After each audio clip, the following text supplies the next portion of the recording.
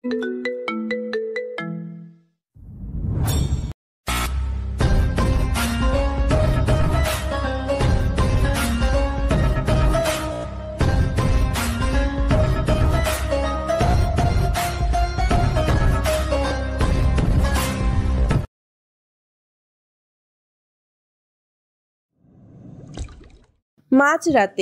এক hidden dark web সার্ভারে upload হয় নতুন একটি ভিডিও, যেখানে দেখা যায় ব্ল্যাক শ্যাডো একটি ফাইল সামনে রেখে বসে আছে।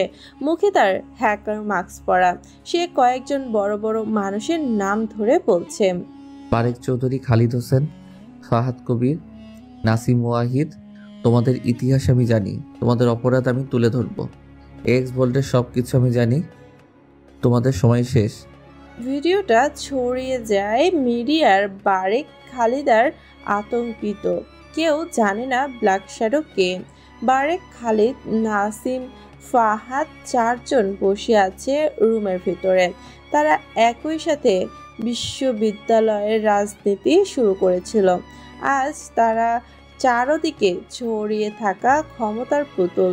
কিন্তু ব্ল্যাক শ্যাডোর হ্যাকিং ভিডিওতেও তারা উঠে এসেছে। তাদের পুরনো অপরাধ, তাদের লুকানো চুক্তি এবং কিছু নিষিদ্ধ লেনদেন ধীরে ধীরে ফাঁস হতে শুরু করেছে। মুম্বাই পলিটিক্যাল ইন্টেলিজেন্স ইউনিটের ফাইল অনুযায়ী এই চারজনই একসময় এক্স বোল্টেন নামে রাষ্ট্রীয় গোপন দলিলের পাশে ঘোরাঘুরি করত। কিন্তু তারা জানতো না সেই ফাইলের পাহারাদার এখনো জীবিত ছায়া মানব।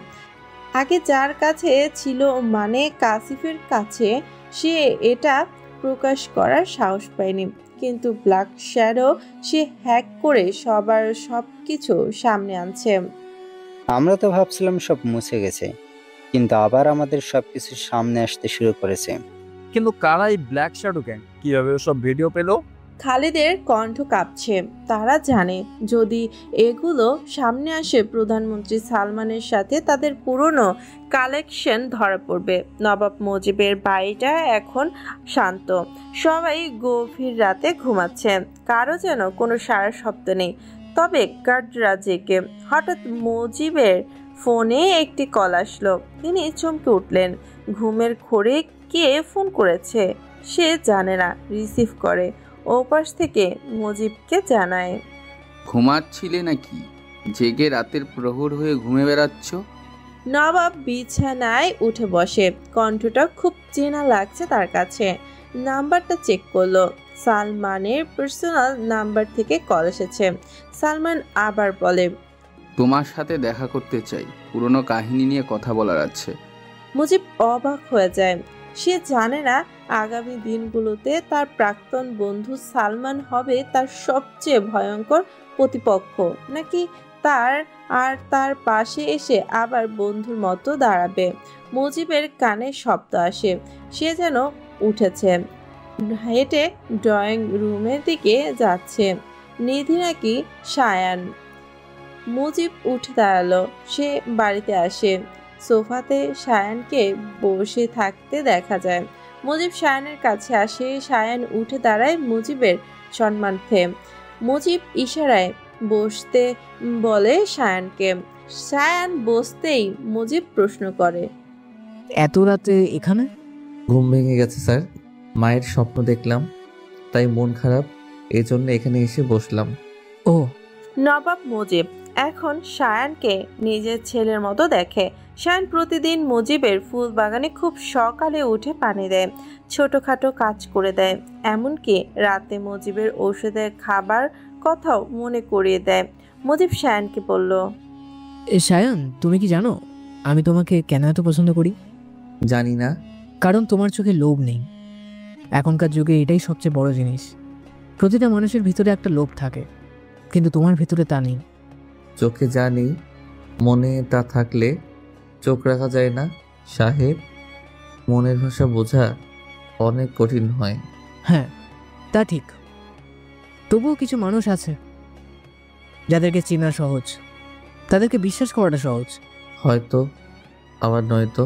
তবে মানুষকে কেউ যদি চিনতে একবার ভুল করে তবে সারা জীবন পস্তাতে হয়। মুজিব স্থির হয়ে সায়ানের দিকে তাকিয়ে রইল।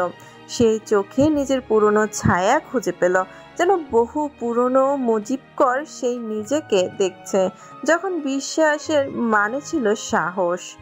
নিধির কাছে আর সেই বুড়ো লোকটা আসে না। নিধি বুঝতে পারে না লোকটা আগে কেন এসেছিল, লোকটারই বা কে ছিল। নিধি হাসছে। তখনই চোখ পড়ে সায়ান আর প্রীতির দিকে। দুজনে বসে আছে একটা গাছের নিচে। প্রীতি বিয়ে শেষে এসে গল্প করছে সায়ানের কাছে। সায়ানও চুপচাপ মাঝে মাঝে হাসছে। প্রীতি সায়ানের হাত ধরল। সায়ান সেটা ছাড়িয়ে নেয়। প্রীতি বলল, তুমি ছেলেটা অনেক ভালো, কারোর সাথে সেভাবে মেশো না। ভার্সিটিতে আসার পরই হুট করে সংগঠন ভেঙে গেল। আগের মতো ভার্সিটিতে রাজনীতি হয় না, বেশ ভালোই লাগছে। চলো আমরা ক্যান্টিনে যাই। না, তুমি যাও, আমি একটু পড়বো। সবসময় পড়তে ভালো লাগে। হ্যাঁ লাগে। চলো তো। প্রীতি কথাটা বলেই সায়ানের হাত ধরল। তখনই সেখানে নিধি আসে, সায়ানের পাশে বসলো। সায়ানের আরেক পাশে প্রীতি, আরেক পাশে নিধি বসে আছে।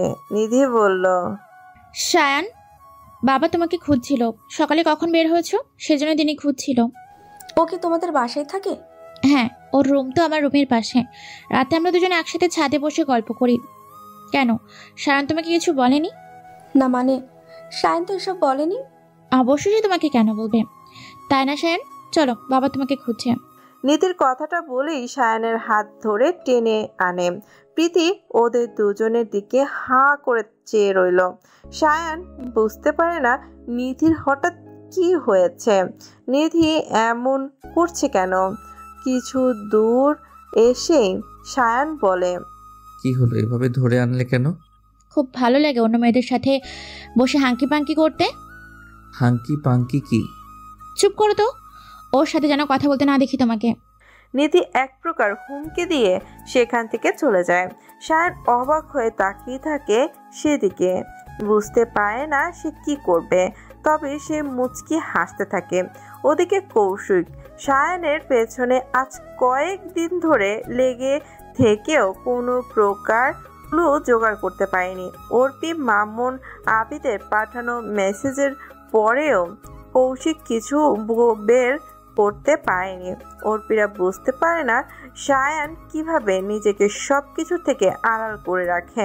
সায়ান হেঁটে যাচ্ছে, এমন সময় অর্পিরা আসে ওর সামনে। সায়ানকে বলে, তুই আর বেশি দিন ভার্সিটিতে থাকতে পারবি না, খুব তাড়াতাড়ি তোকে এখান থেকে বের করে দেব। আচ্ছা দিও। শালাকে দেখলেই মারতে ইচ্ছে করে। ছেড়ে দে বুইরা রফিক, এখনো কফি আনো না কেন, রাগ লাগছে? অর্পির কথা সায়ানকে ছেড়ে দেয় আবিদ। সায়ান সরে আসে সেখান থেকে। সকালের শেষ সময় চলছে। ওরা সেখান থেকে উঠে ক্যাম্পাসের পুরনো ব্লকে আসে। শেষ সকালের আলো যেন ধীরে ধীরে প্রখর হয়ে উঠেছে। করিডোর জুড়ে ছায়া বাড়ছে। কুয়াশার মতো আবছা বাতাসে কিছু শব্দ গুম হয়ে যাচ্ছে। জুতার খটাস, থামোসেস ঝনঝনানি আর বৃদ্ধ কণ্ঠের কাশি বেজে ওঠে। ধীর পায়ে হাঁটছে রফিক চাচা। রফিক চাচা এই বিশ্ববিদ্যালয়ের প্রাচীনতম পিয়ন। চোখে মুখে চুপচাপ ভাব, চলাফেরার ক্লান্তি, কাজের মাঝে অনন্ত নিষ্ঠাতার। 30 বছর ধরে এই ক্যাম্পাসের প্রতিটি দেয়ালে, দরজার, ক্লাসরুমে তার স্পর্শ লেগে আছে। ছাত্রদের নাম মনে থাকে না এখন, কিন্তু তাদের পছন্দের চা কেমন হবে সেটা মুখস্থ ওনার। আজ হঠাৎ তার হাঁটু ফুলে গেছে দরজার সাথে ধাক্কা লেগে। হাঁটুতে আরও সমস্যা হচ্ছে। হাতের থামোসেস 6 কাপ কফি, মুখে যেন কষ্টের ছায়া, পায়ে ব্যথার টান। ঠিক তখনই সামনে পড়ে যায় আবিদ, অর্পি, মামুন আর সুমি। ওরা ক্যাম্পাসের কথা কথিত স্টার বলে, কিন্তু ভেতরে ভেতরে বেকার, খালি পর্বত। নিজেদেরকে একটু বেশি বড় মনে হয়। অর্পি রফিক চাচাকে দেখেই বলে ওঠে, ওই বুইড়া, আমার কফি কোথায়? আসতে এত দেরি কেন? আবিদ থামস দেখে হেসে উঠে বলে, ওর তো হাত পা কাঁপছে, আজকেই অবসরে পাঠিয়ে দিই নাকি বলিস তোরা? তা চাচা, আপনার অবসর যেন কবে? এই মাসে শেষের দিকে বাবা। আসলে কফি বানিয়ে আনতে গিয়ে দরজায় হাঁটু লেগে যায়, ভুলে গেছে, তাই আসতে একটু দেরি হয়ে গেছে। কিন্তু চাচা, আমরা এখানে কফি নয়, চা খেতে চাই। আচ্ছা বাবারা, আনছি, আগে বললে ভালো হতো। রফিক চাচা কথাটা বলে পা বাড়ায়। তখনই আবিদ আর অর্পির ইশারাতে বামন উঠে দাঁড়ায়, এগিয়ে গিয়ে চাচার পায়ের সাথে পা লাগিয়ে দেয়। চাচা থার্মোস নিয়ে হুমড়ি খেয়ে পড়ে। থার্মোসের মুখ ছুটতে গিয়ে চাচার গায়ে কফি এসে পড়ে। ফ্লোরে কপাল লেগে কেটে যায়। ব্যথায় আর কফি গরমে কেঁপে ওঠে বৃদ্ধ শরীর। আবিদ তখন ঠেলা দেয় আরেকটা, ঘুরে পড়া যায় আরেকটু, কপাল কেটে রক্ত পড়ে। এক মুহূর্তই নিস্তব্ধতা। তখনই পেছন থেকে ধীরে ধীরে এগিয়ে আসে সায়ান। সে একদম সামনে গিয়ে রাফির চেয়ার পাশে হাঁটু গেড়ে বসে। গলায় কোনো শব্দ নেই, চোখ জলজলে দৃষ্টি সায়ানের। সায়ান নিজের রুমাল দিয়ে রক্ত মুছে। তার ঠোঁটের ভাষায় কোনো শব্দ নেই, কিন্তু চোখের ভেতর জ্বলছে আগুন। প্রীতি দূর থেকে দেখে নিঃশব্দে এগিয়ে আসে। আবিদ সায়ানকে বলে, ও, তুই নাকি নিধির পেছনে ঘুরছিস? তা এখানে কেন? যা, ভাগ এখান থেকে। সায়ান মাথা তুলে যায়, একটুও রাগেনি, বরং এমন শান্ত যে ভয়ের চেয়েও ভয়ঙ্কর। আবিদের দিকে তাকিয়ে বলে, কারো শরীর থেকে যদি রক্ত পড়ে, জানবি সেটা জমে থাকে মাটিতে না, জমে থাকে ঈশ্বরের দরবারে, এবং একদিন ঈশ্বর সেই রক্ত ফিরিয়ে দেন সুদে আসলে। মামুন চিৎকার করে বলে, তুই কবি নাকি হাবা? চুপচাপ থাক, নইলে তোকে এখানেই শেষ করব। রক্ত একবার ঝরে গেলে আর ফেরে না, কিন্তু অপমান পেলে মানুষ ঘরে গিয়ে কাঁদে, বুক চিরে মরে। ও হাবা, আবার কাব্য করিস? চাচা কি তোর আব্বা? সায়ান দাঁড়িয়ে যায়, একটু থেমে না গিয়ে বলে, হ্যাঁ, উনি আমার বাবা না, কিন্তু উনি সেই মানুষ যিনি বৃদ্ধ বয়সে তোদের মতো কুত্তার কামড়ের ভয় করেনি। আজ তোরও ঠিক ওর মতোই লাথি খাবার সময় হয়েছে। আমি শেষ হয়ে গেলেও সেটাতে ভয় নেই, কিন্তু আমি যদি শুরু করি তখন মনে রাখিস তোদের চোখের জল গুনতে পারবি না, কারণ ওটা তোদের রক্ত দিয়ে লেখা হবে। তোমরা কি মানুষ? এক বৃদ্ধ পিয়নকে মারছো? আবিদ তেড়ে আসে। সায়ান সামনে দাঁড়ায়। এবার আর হাবা গোবা নয়, সায়ানের চোখে ভয় নেই, তবে ঠোঁটে ঠান্ডা হাসি। গায়ে হাত দিও না ব্রো, কারণ আমি চুপ থাকি বলেই তোমরা বেঁচে আছো। আমি যদি সত্যি জেগে উঠি তখন এই ক্যাম্পাস তোমাদের চিনতে পারবে না। মনে রেখো, প্রতিশোধ নেওয়া আমার পেশা নয়, এটা আমার জন্মসূত্রে পাওয়া অধিকার। আবিদ থমকে যায়। মামুন মুখ তুলে কিছু বলার সাহস পায় না। সবাই আস্তে আস্তে চলে যেতে থাকে। সায়ান আবার হাঁটু গেড়ে বসে। রফিক চাচার রক্ত মোছে। রফিক আস্তে করে বলে, তুমি কে বাবা? এত সাহস তো আমি বহু বছর ধরে এই বাসিতে দেখিনি। আমার তো কেউ নাই এই শহরে, ছেলেবেলে সবাই আমাকে রেখে চলে গেছে নিজেদের মতো করে। চিন্তা নাই চাচা, আপনি আসুন, ডাক্তার দেখাতে হবে। প্রীতির চোখ ভিজে যায়। সে পাশে বসে কাপা হাতে রফিক চাচার হাত ধরে। তার ঠোঁট কাঁপে, বিড়বিড় করে বলে, এই ছেলেটা হাবা না, সে আগুন। শুধু সে এখনো হাসে বলে আমরা তাকে হালকাভাবে নিই। একদিন এই ছেলেই আমাদের সব হিসেব উল্টে দেবে। সায়ান কিছু বলে না, উঠে দাঁড়ায়। তারপর ধীরে ধীরে এগিয়ে যায় ভার্সিটি গেটের দিকে। বাইরে প্রচন্ড বৃষ্টি। মুজিব একটা নির্জন রাস্তার পাশে গাড়ির ভেতরে বসে আছে। গাড়ির বাইরে আলো জ্বলছে না, ভেতরে মৃদুভাবে বেছে চলেছে রবীন্দ্রনাথ সঙ্গীত। অপেক্ষা করছে বিশেষ এক ব্যক্তির জন্য। হঠাৎ একটা গাড়ি আসলো। রাতের আধারে বুক চিরে গাড়ির আলো এগিয়ে আসছে।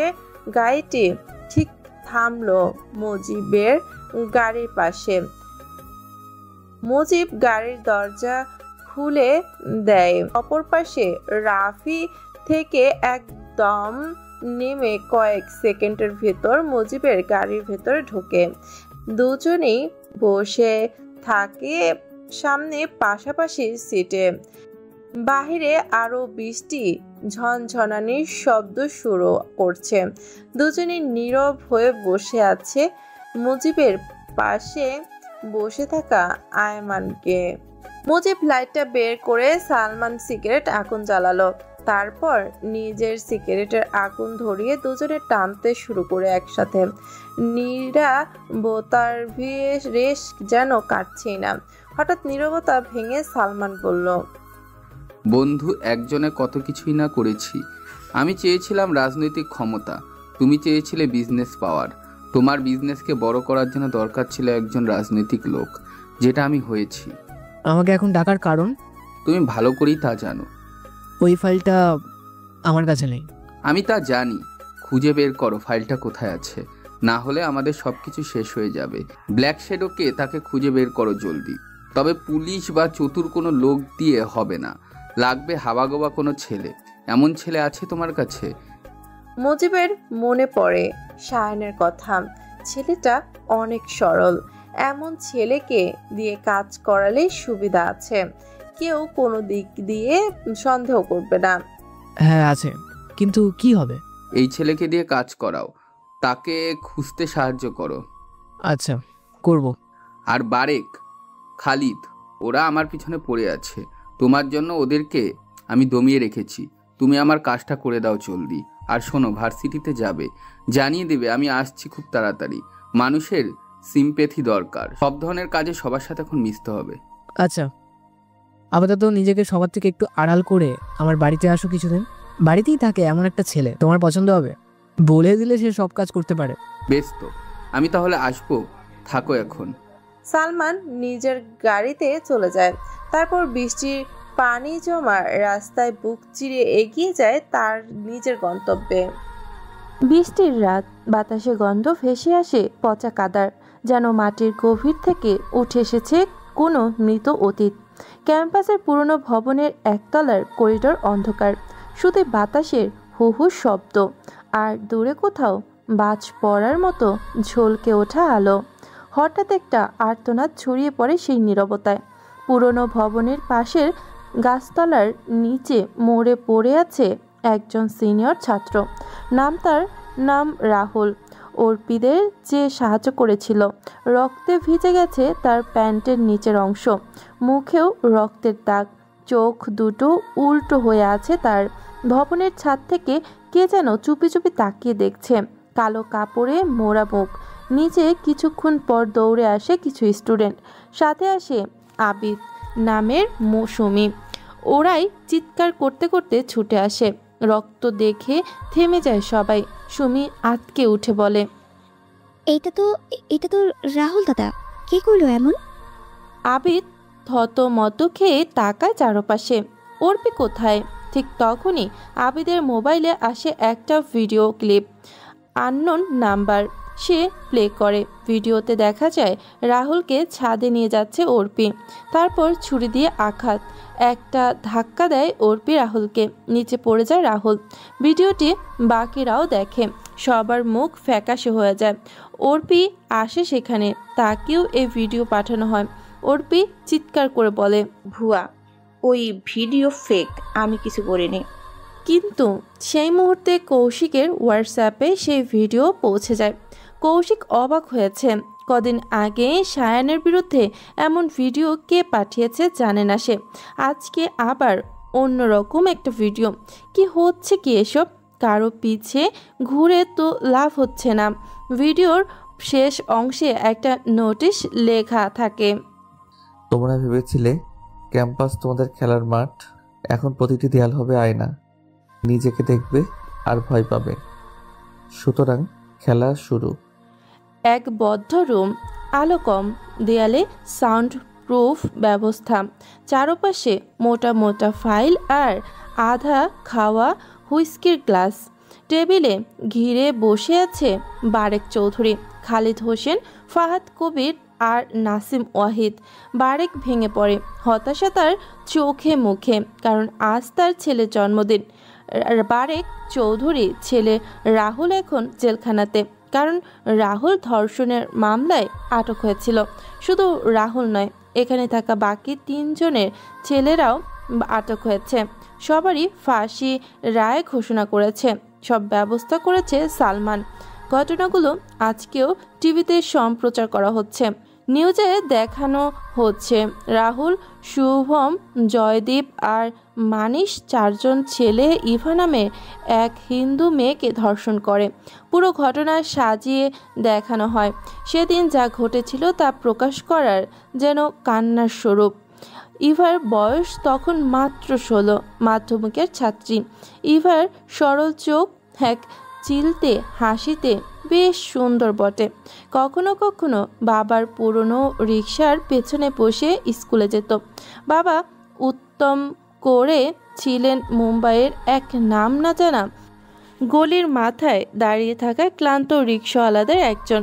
তার রিকশায় কোনো প্যাডিং নেই, ঢাকা কাঁপে, কিন্তু ইভার স্বপ্নে কোনো কম্পন ছিল না।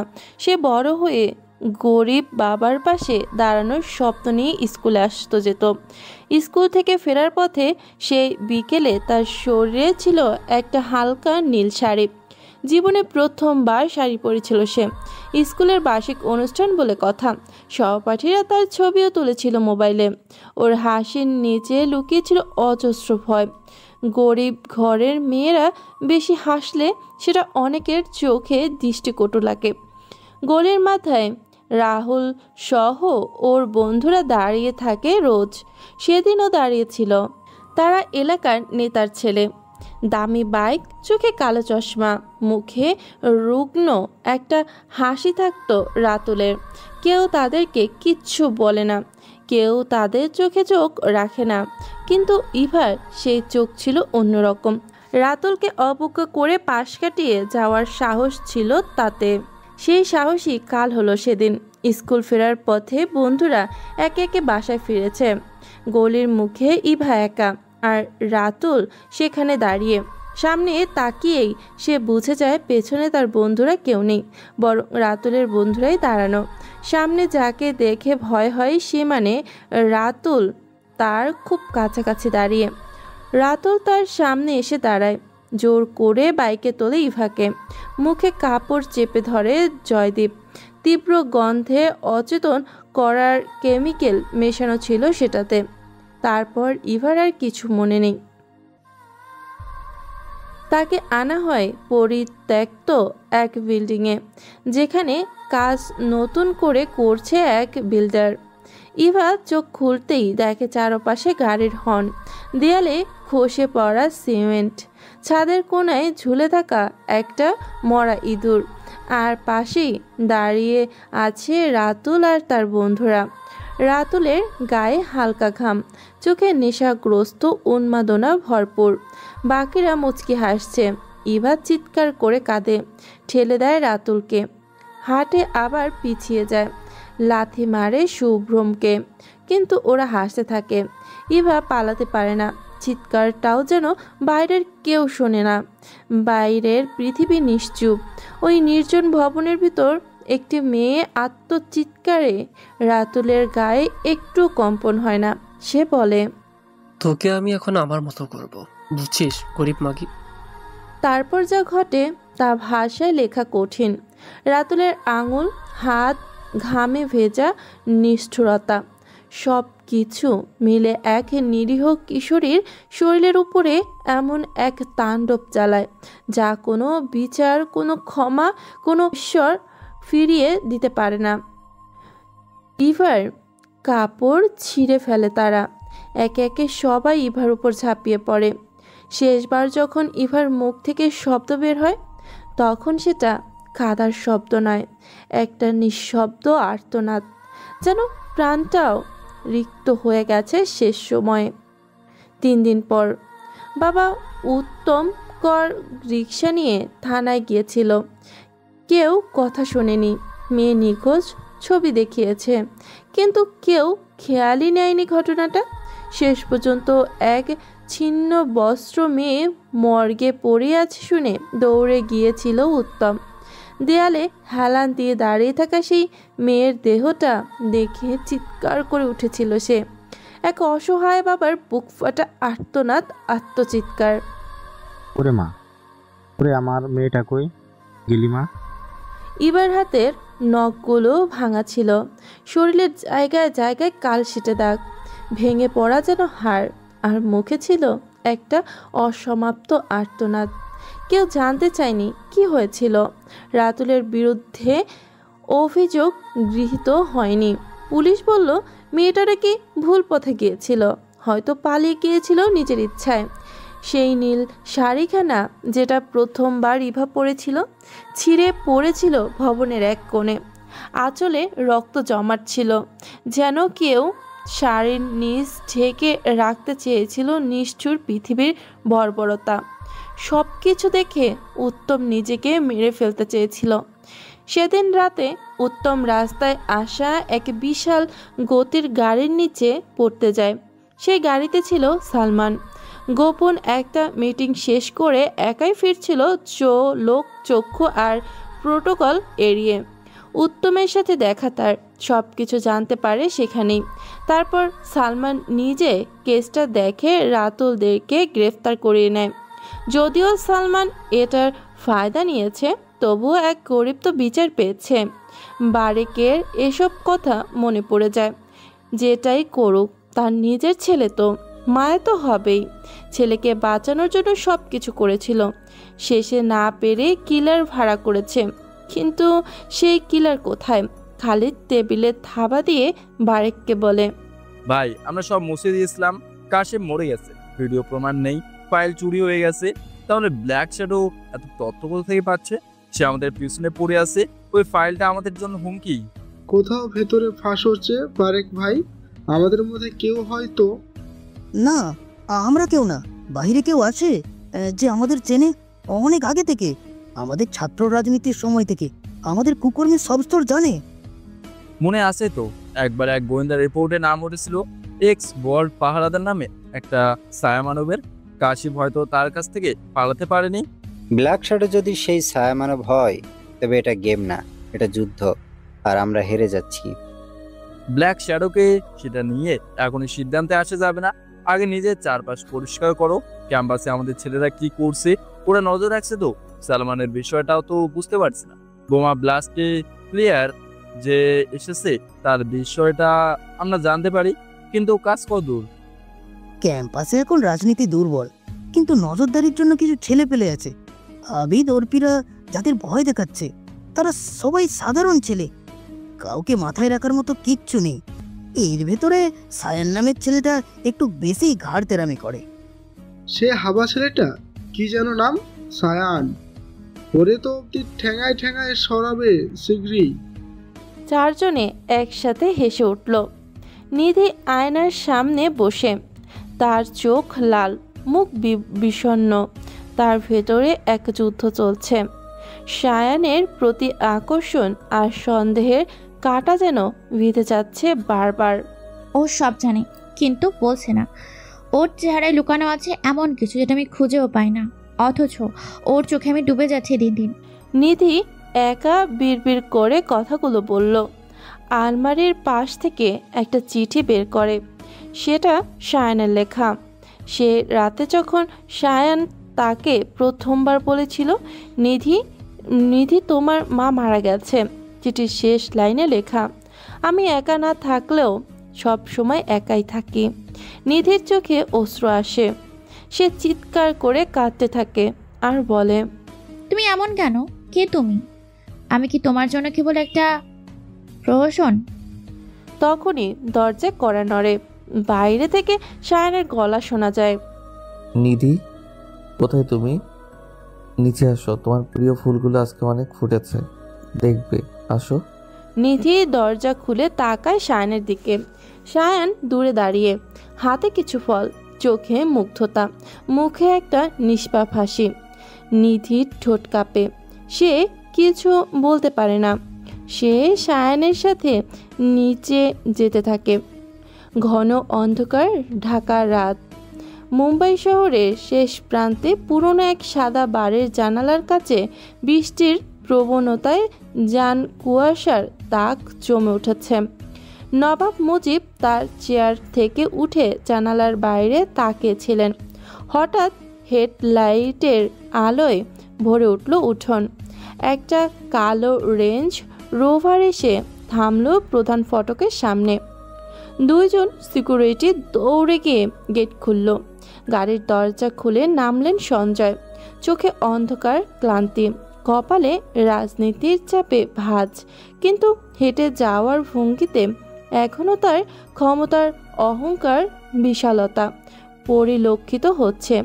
তিনি আসলেন নবাব হাউসের ভেতরে। মুজিব দৌড়ে এসে দাঁড়িয়েছিলেন দরজার সামনে, কিন্তু কোনো অভিবাদনের প্রয়োজন হয়নি সালমানকে। দুজন একে অপরের মুখে তালাক মাত্র। এসে গেলে? এই শহরটাকে আর নতুন করে গড়তে হবে বন্ধু, আমি আছি বলেই এসেছি। বাকি সবাইকে তো ভুলেই গেল। তোমার পুরনো পাপ যারা জানে তাদের খবর রাখো এখনো নাকি? যারা ইতিহাস মনে রাখে তারাই ভবিষ্যৎ তৈরি করে। এখন সময় এসেছে পাপের ইতিহাস মুছে ফেলার। মুজিব চুপ।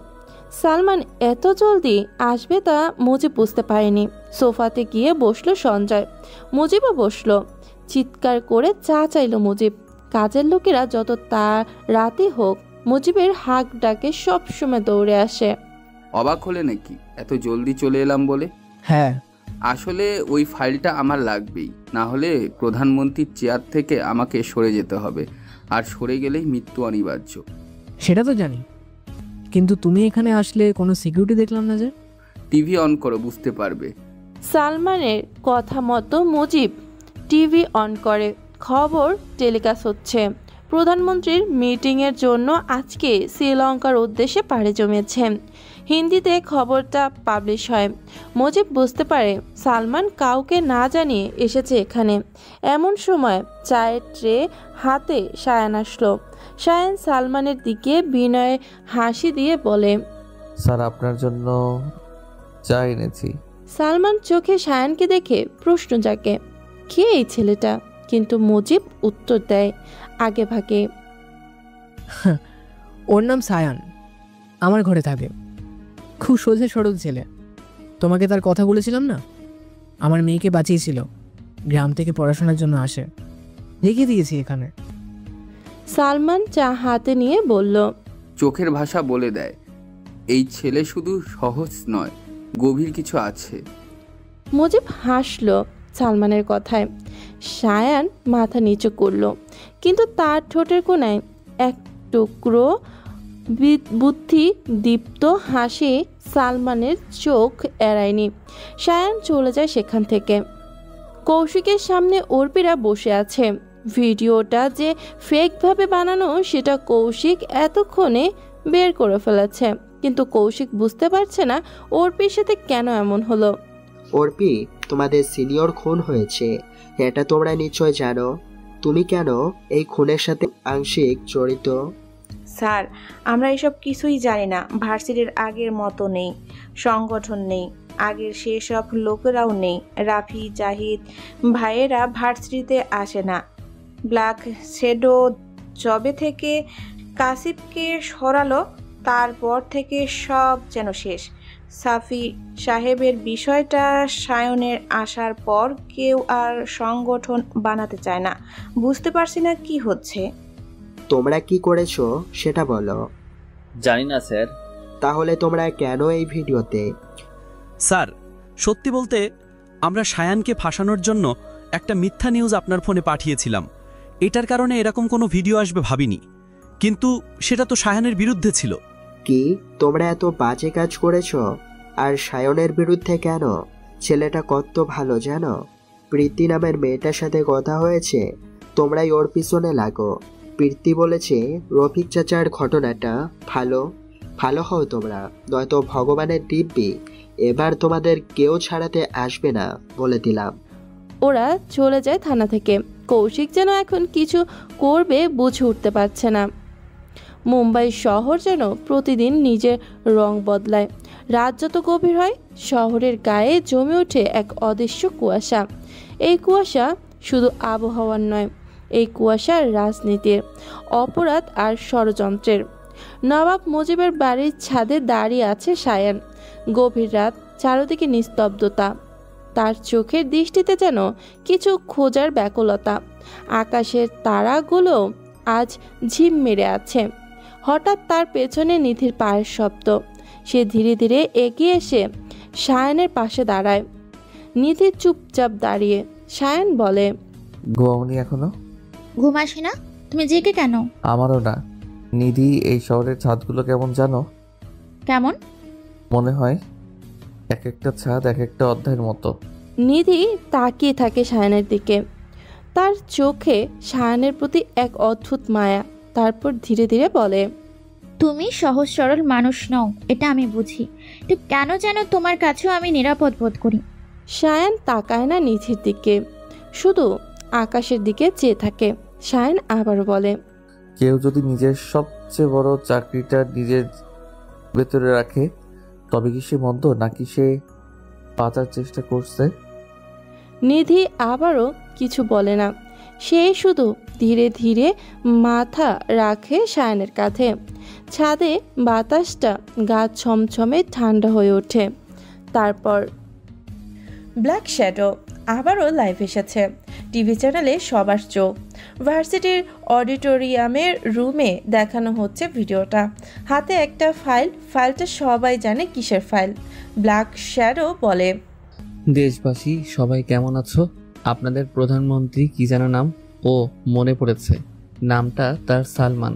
তার অনেক ভালো কাজের কথা তোমরা জানো, কিন্তু তার কাছে এত টাকা কিভাবে আসলো জানতে চাও না তোমরা? তাহলে চলো একটা গল্প বলি তোমাদেরকে। ঘটনা তো বহু বছর আগেই ঘটিয়েছে তোমাদের মন্ত্রী। কি মন্ত্রী সাহেব, 1998 সালের কথা মনে পড়ে নাকি? মনে পড়লে ভালো, না পড়লে আমি বলছি তো ঘটনাটা কি।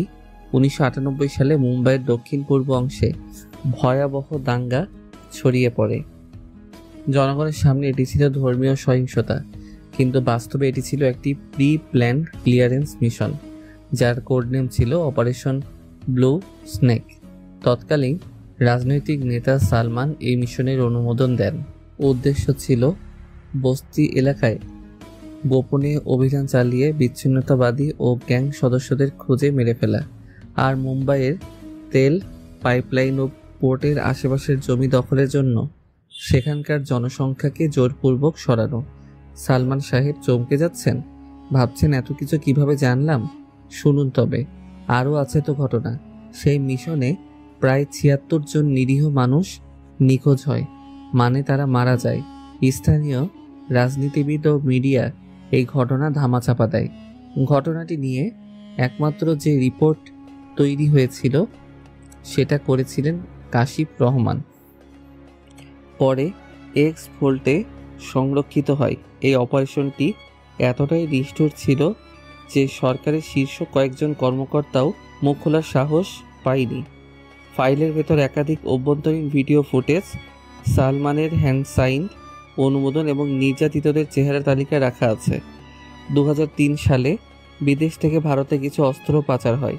এই অস্ত্র পাচারের রুটে ছিল মুম্বাই বন্দর। এই রুট চালু রাখতে সালমান নিজের একান্ত সচিবের মাধ্যমে অনুমোদন দিয়েছিলেন। পার্টনার ছিল অনেকজন। ফাহাদ কবির বন্দরের নিয়ন্ত্রণে থাকা প্রভাবশালী ব্যক্তি ছিল। খালিদ হোসেন মিডলম্যান ও এজেন্ট নিয়োগকারী ছিল। নাসিম ওয়াহিদ ব্যাংকিং চ্যানেল এবং মানি লন্ডারিং এক্সপার্ট ছিল। বারেক চৌধুরী রাজনীতিক এবং দাঙ্গার পরিস্থিতি তৈরি করার প্ল্যানার ছিল। তারপর একটি দুবাই ভিত্তিক কোম্পানি থেকে $2.7 মিলিয়ন আসে সালমানের নির্বাচনী ফান্ডে। অস্ত্র লেনদেন হয় সিল করা কন্টেনারে, যার ভিতরে ছিল M16 AK-103 এবং C4 বিস্ফোরক। এই হাতে থাকা ফাইলে আছে পাচারের video footage, Salman bank transfer record, একটি গোপন মিটিংয়ের অডিও ক্লিপ যেখানে সালমান ও বারেক পরিকল্পনা করছে। এরপর আসে নির্বাচন। সালমান ভারতের নির্বাচনে জয়লাভ করে। তাকে জিতিয়ে দিলে ভারতীয় তেল কোম্পানির কিছু শেয়ার গোপনে ট্রান্সফার করার প্রতিশ্রুতি দিয়েছিল, তবে এসবের পিছনে নবাব মুজিব এগিয়ে আছে। সেই সময় বাংলাদেশি একটি এনজিও এর নাম ব্যবহার করে প্রায় 4 কোটি টাকা ঢুকেছিল ভারতীয় অ্যাকাউন্টে। শেয়ার হস্তান্তরের সব কাগজপত্র এক্স ভোল্টে আছে আজ এই অবধি। আবার না হয় পরে কথা হবে। টাটা দেশবাসী। এরপর স্ক্রিন অফ হয়ে যায়। সবাই যেন ভরকে গেছে। কত কিছু আছে ওই ফাইলটাতে। কাশিফ স্যার কেন এতদিন সেটা প্রকাশ করেনি? কাশিফ স্যার বুঝে গিয়েছিল যদি সে এই ফাইল প্রকাশ করে তবে তার মৃত্যু অনিবার্য। এর জন্যই বারবার তিনি নিজের পরিচয় লুকিয়ে থেকেছে, কিন্তু শেষমেশ তার মরতে হলো। সালমান সিদ্ধান্ত নিয়েছে সে ভার্সিটিতে যাবে, একটা বিশেষ ভাষণ দিবে। ব্ল্যাক শ্যাডো আসবে এখানে। সালমান চায় ব্ল্যাক শ্যাডো তার সাথে ফেস টু ফেস কথা বলুক, যার জন্য সে এমন একটা ভাষণ দিতে যাচ্ছে যেটা ব্ল্যাক শ্যাডোর কাছে যেন পৌঁছায়। মুজিবের সামনে বসা সালমান। মুজিব, সিদ্ধান্ত নিয়েছি আমি ভার্সিটিতে যাব। তুমি ভাষণের ব্যবস্থা করো, সেদিন যেন সব স্টুডেন্ট উপস্থিত থাকে। এত জলদি? বিষয়টা দ্রুত হয়ে যাচ্ছে না? হ্যাঁ, যত জলদি আমি ভাষণ দেব তত জলদি সে আমার সামনে আসবে। দেখলে না সে কি সব খবর প্রকাশ করেছে, তাকে আমাদের থামাতে হবে। কিন্তু সিকিউরিটি ছাড়া ভার্সিটিতে গেলে অনেক কিছু ঘটতে পারে। সব কিছুর ব্যবস্থা তুমি করো। ঠিক আছে সালমান, আমি সব কিছুর ব্যবস্থা করছি। মুজিব রুম থেকে বের হয়ে যায়। সায়ানকে সে আজকে একবারের জন্য দেখেনি। ছেলেটা যে কোথায় গিয়েছে কে জানে। তাকে দিয়ে মুজিবের একটা কাজ করাতে হবে। সায়ান সালমান মেইন বডিগার্ড হবে। তবে গোপনে মুজিব মফ প্রোটোকলের ব্যবস্থা করার জন্য বের হয়ে যায়। সায়ান নিধির কাছে এসেছে। নিধি তখন উঠানে দাঁড়িয়ে। সায়ান নিধিকে বলে, নিধি, জানি না তুমি কথাগুলো কিভাবে গ্রহণ করবে, তবে আমি তোমাকে অনেক ভালোবাসি। কবে কখন কিভাবে ভালোবেসেছি জানি না, তবে ভালোবাসি, এটা সত্য। কি বলো, এটা কি সত্যি বলছো? হ্যাঁ, পুরোটা সত্যি। আমি যে তোমাকে ভালোবেসেছি, কিন্তু আমি সেটা প্রকাশ করতে চাইনি। জানি। আর শোনো, তোমার মা কিন্তু মারা যায়নি, তোমার মাকে মেরে ফেলা হয়েছিল। কি কি বলছো তুমি? সময় হলে সব জানতে পারবে। ভার্সিটিতে দেখা হবে। সায়ান কথাগুলো বলেই চলে আসে সেখান থেকে। নিধি এক দৃষ্টিতে তাকিয়ে থাকে সায়ানের দিকে। এসব সে কি বলে গেছে? নিধি ভাবতে থাকে। নিধির চোখে পানি জমতে শুরু করে। এ যেন মাথায় আকাশ ভেঙে পড়ার মতো অবস্থা। সায়ান এগিয়ে আসে। মুজিবের সাথে তার দেখা হয়। মুজিব ডাকে সায়ানকে। কোথায় ছিলে তুমি? তোমাকে খুঁজছি অনেকবার। রাতের প্রহরী হয়ে একটু আকাশের চাঁদ ধরতে গিয়েছিলাম। আকাশের চাঁদ ধরা তো এত সহজ নয় সায়ান। শোনো, কালকে প্রধানমন্ত্রী সালমান ভাষণ দিবে ভার্সিটিতে। তুমি হবে তার গার্ড। আমার মেয়েকে যেভাবে বাঁচিয়েছিলে সেভাবে সালমানকেও তুমি প্রোটেক্ট করবে কোনো ঝামেলা থেকে। আমি কি পারবো এসব? হ্যাঁ, পারবে। সায়ান মুচকি হেসে ভেতরে চলে যায়। তারপর পরের দিন পুরো ভার্সিটি পুলিশ গার্ডে ভর্তি। ছাদ থেকে স্নাইপার দিয়ে সব দিকে নজর রাখছে স্পেশাল ফোর্স। বড় একটি স্টেজ সাজানো হয়েছে ক্যাম্পাসের মাঠে। কে আসবে কেউ জানে না, তবে স্টুডেন্টরা সবাই উপস্থিত। হঠাৎ কতগুলো গাড়ি প্রবেশ করে ভার্সিটির ভিতর। গাড়ি থেকে নামে সায়ান।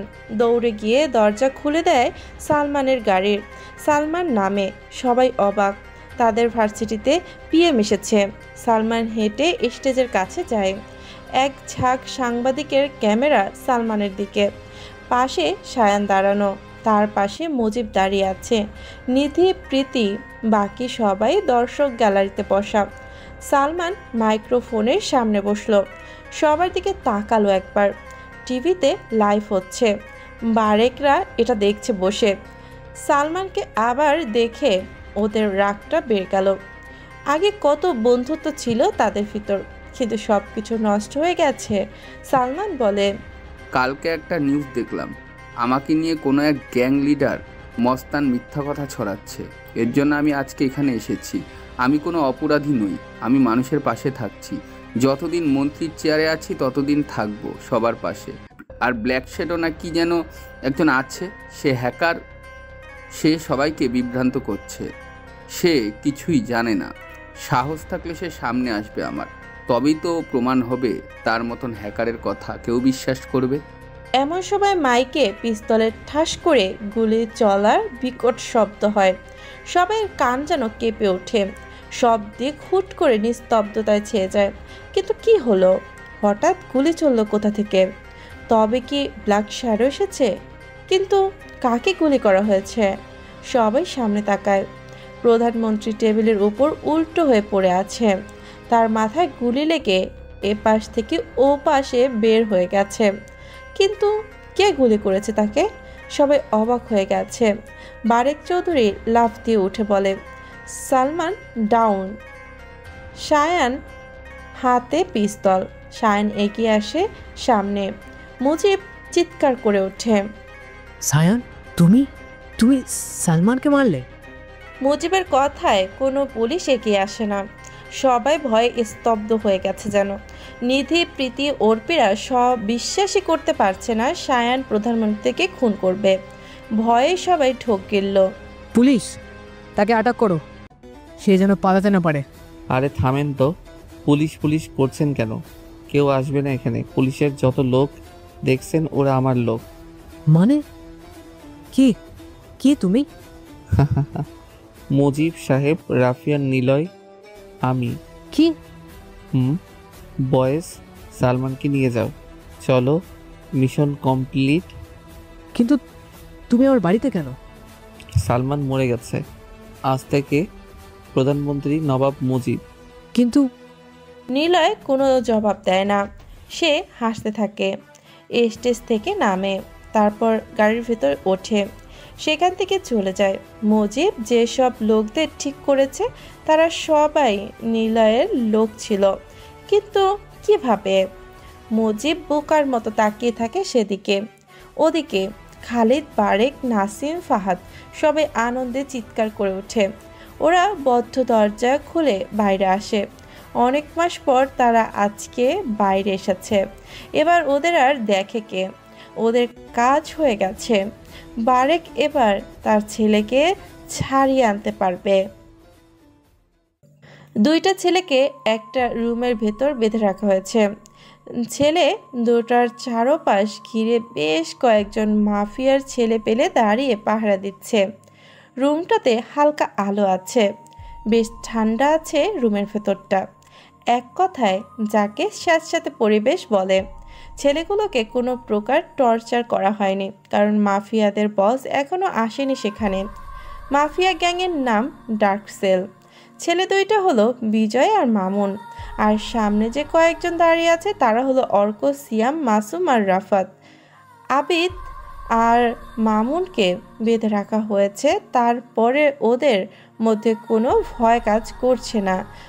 এক পর্যায়ে আবিদ অর্ককে বলে, এই যে আমার চারপাশে চামচারা, তোদেরকে তো দেখছি আমাদের নিরাপত্তা দেওয়ার জন্য দাঁড় করিয়ে রেখেছে। ভালো করে পাহারা দে তোরা। তোরা জানিস না আমরা কার লোক।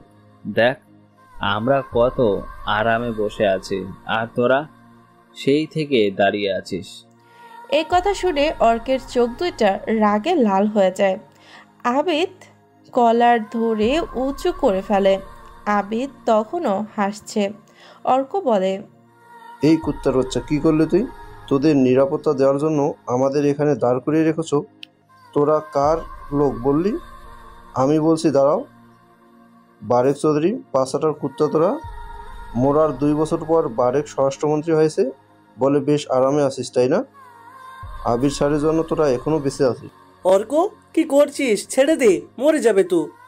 শালা চামচার দলেরা, বারেক চৌধুরী যদি জানতে পারে তোদের যে কি করবে জানিস না। আর এই আবিরটা আবাকে চামচা বলছিস? শোন, আমাদের আবির সারের জন্য আমরা সারা জীবন দাঁড়িয়ে থাকতে পারি, এর জন্য জীবনও দিতে পারি। আর আমাদের বস তোদের আদর করে রাখতে বলছে, তাই এতক্ষণ ঠিক রাখছি তোরা, না হলে তোদের অস্তিত্ব বিলীন হয়ে যেত এতক্ষণে। আবিদের কলার ধরে উঁচু করার ফলে ওর গলা আটকে যায়। নিঃশ্বাস প্রায় বন্ধ হয়ে যাওয়ার মতো অবস্থা। আবিদ কাশতে কাশতে বলে, আরে ভাই আমার কলারটা ছেড়ে দাও, দম নিতে পারছি না। মেরে ফেলবে নাকি আমাকে? কি করেছি আমরা বলো? হ্যাঁ, তোমাদেরকে আজকে মেরেই ফেলবো। তোদের মতো কুত্তাগুলোর কোথাও কোনো ঠাঁই নেই। অর্ক কথাগুলো বলে আদিবের গলা জোরে চেপে ধরে। আবিদের চোখ দুইটা বড় বড় হয়ে যায়, কাশতে থাকে জোরে জোরে। এমন অবস্থা দেখে সিয়ামেরা এগিয়ে আসে অর্কের দিকে। অর্ককে টেনে আনে ওরা আবিদের থেকে। গলা আলগা হতেই আবিদ ঘন ঘন নিঃশ্বাস নিতে থাকে। এমন সময় মুখে মাস্ক পরে একজন ঢুকলো রুমের ভেতরে। সেই আবির, কিন্তু মাস্ক পরা কেন? কালো কোট পরা সে, ভেতরে সাদা শার্ট, হাতে কালো মোজাও পরা আছে, শুধু চোখ দুইটা খোলা আছে তার। ওকে দেখলেই যে কোনো স্বাভাবিক মানুষ ভয়ে কেঁপে উঠবে যেন। আবিদ আর মামুন সরে যায় সে পেছনে। অর্ক চেয়ার এনে দেয় আবিরের কাছে। অর্ককে রেগে থাকতে দেখে অর্ক এগিয়ে এসে বলে, স্যার আপনি এখনই হুকুম দিন, ওই কুত্তাগুলোকে মেরে ফেলি। ওরা জীবনও ঠিক হবে না। ওরা আবার বলে কিনা আপনি ওদের চামচা করে রেখেছেন এখানে। একবার বলুন মেরে ফেলি। রাগে অর্কের পুরো শরীর কাঁপতে লাগলো। অর্ক হলো আবিরের খুব কাছের লোক। অর্ক আবিরের প্রচণ্ড সম্মান করে। অর্ককে ঠিকভাবে রেখেছে, থাকার জন্য জায়গা আর পাওয়ার দিয়েছে আবির। আবির কোনো অন্যায় কাজ করে না আর নিজের দলকে সবসময় ভালো উপদেশ দেয় বলেই তার লোকদের কাছে আবির অনেক বড় একটি নাম। আবির অর্কের দিকে তাকিয়ে দেখে ওর রাগে শরীর কাঁপছে। আবির ওর কাঁধে হাত রাখে। এই অর্ক, এত রেগে আছিস কেন? আরে এই কুকুরগুলোকে আমার হাতে ছেড়ে দে। আমার কথা মতো ওদেরকে এখানে নিয়ে এসেছিস, এখন বাকিটা আমার উপরে ছেড়ে দে। যা করার আমি করব। কে আপনি? আপনার কণ্ঠ পরিচিত মনে হচ্ছে। পৃথিবী বড্ড ছোট আবিদ, এখানে পরিচিত মানুষের সাথে বারবার দেখা হয়ে যেতেই পারে, কিন্তু আমি হলাম অচেনা রাজ্যের এক পরিত্যক্ত রাজা, যে ক্ষমতা দিতে পারে, যার হাতে ক্ষমতা চায়ে গোলানো চিনির মতো। আবির কথাগুলো বলেই সিয়ামের দিকে তাকায়। সিয়াম এগিয়ে আসে। আবি স্যার, কি লাগবে? সিয়াম, এক বালতি পানি আর একটা রড গরম করে নিয়ে আয়। ওই দুইটাকে একটু জামাই আদর করানো লাগবে। ঠিক আছে স্যার, আমি এখনই নিয়ে আসছি। সিয়াম গরম পানি আর রড আনতে চলে যায়। আবির সামনে গিয়ে মামুনদের পাশে বসে, তারপর ওদেরকে একটু ভালো করে দেখে নেয়। আবিরের চুলগুলো টেনে ধরে আবির। উত্তর বাচ্চা, তোর সাহস হলো কি করে নিধিকে তুলে নিয়ে যাওয়ার প্ল্যান করা? তা এছাড়া ভার্সিটির গরিব স্টুডেন্টদের দিয়ে খারাপ কাজ করাচ্ছিস, মানুষ হত্যা করছিস। এই মুম্বাই সিটি আমার, এখানে আমার কথা চলবে, বুঝেছিস? এইটাই তো শহর, আমাকে হাসালি রে। ওই তুই কে রে? আমাকে জ্ঞান দিতে আসিস? আরে আমি যার আন্ডারে কাজ করি তার পাওয়ার সম্পর্কে তোর কোনো আইডিয়া আছে? আর তুই কার সামনে দাঁড়িয়ে কথা বলছিস জানিস? আর নিধিকে তুই কিভাবে চিনিস? ছাড় আমাকে। এই যে তুই কে যে তোকে ভয় পেতে হবে? সর বলছি। আমার মনে হয় সে নেশা করেছে। আবিদ, আমার পরিচয় যদি তুই শুনিস তাহলে কোনো শাস্তি দেওয়ার আগেই মারা যাবি। এখন আগে বল কেন এসব করেছিস? সেটা তোকে বলতে যাব কোন খুশিতে রে? মরে গেলেও তো আমাদের কোনো কিছু তোকে বলবো না। দেখ, লাইন ছেড়ে দিয়েছি, 2 বছর হয়েছে। মুম্বাই শহর থেকে নিজের সব অস্তিত্ব তুলে নিয়েছিলাম। আমি চাই না প্রকাশ্যে আবার কিছু ঘটুক। তোরা?